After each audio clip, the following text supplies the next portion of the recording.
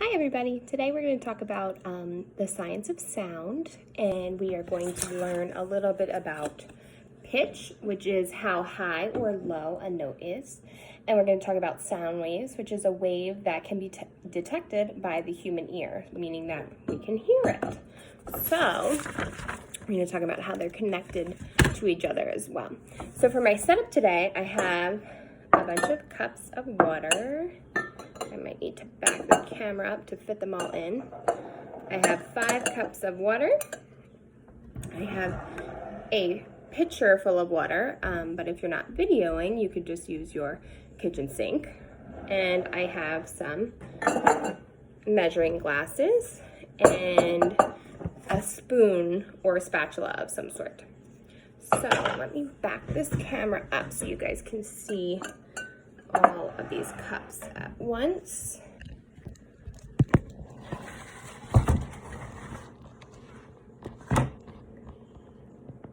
Okay, so I have 1, 2, 3, 4, 5 empty glasses. I'm going to add some water into each one of these glasses, and we're going to do a little bit more in each one, so it will gradually increase. So let's leave one empty. When you're doing a science experiment, you leave something alone and don't do anything to it. It's your control. So we're going to leave the control empty and see how the rest will compare. So in my first cup, I'm going to pour, using my measuring cup, I'm going to do a 1/4 cup of water. Now I've already added some coloring to the water so that it'll show up better, and food dye just makes everything more fun. So I'm going to pour in a 1/4 cup, 1/4 cup, and then add it in. Now, if you have little kids and big kids working together, this would be a good time to talk about fractions. So I want to add a 1/4 cup each time. So this is a 1/4 cup. So in here, I'm going to have 1/2 cup of water.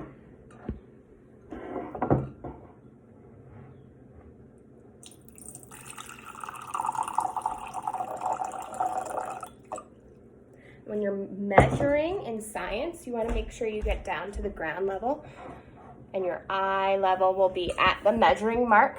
So I can come down and look to see, and that's called the meniscus, this curve. I want to make sure that the curve is exactly on 1/2 cup of water, and I over poured just a little bit. So now I can pour it into the second cup. So right now I have 1/4, 1/2. We're going to add another 1/4, which will make it 3/4 cup.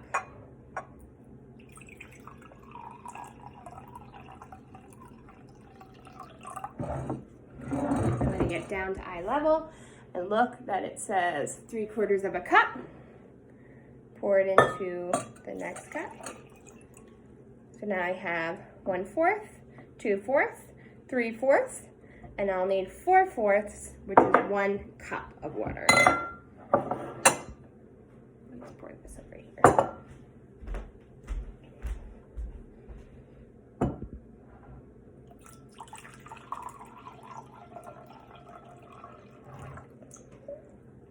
Okay, remember you get down to eye level, look to make sure it says 1 cup, and pour it in.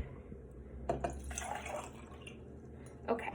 So now, let me just close this blind so it blocks it a little bit. Okay.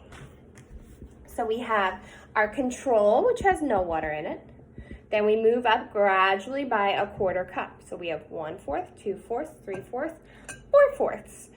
So our least amount of water is in our control, and the most amount of water is over here in our 1 cup.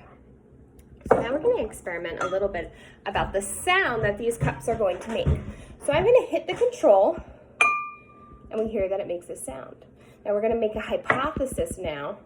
Do you think the sound will get higher or lower as we add more water?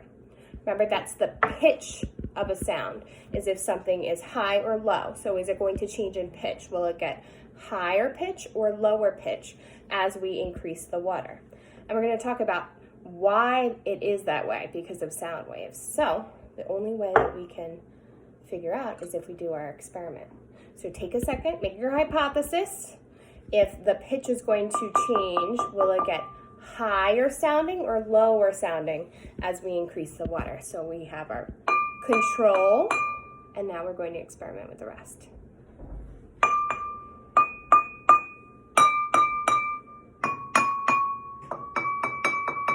Okay, so as you can tell,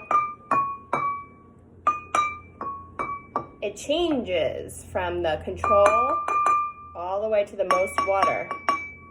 Let's compare those two because they make the biggest difference.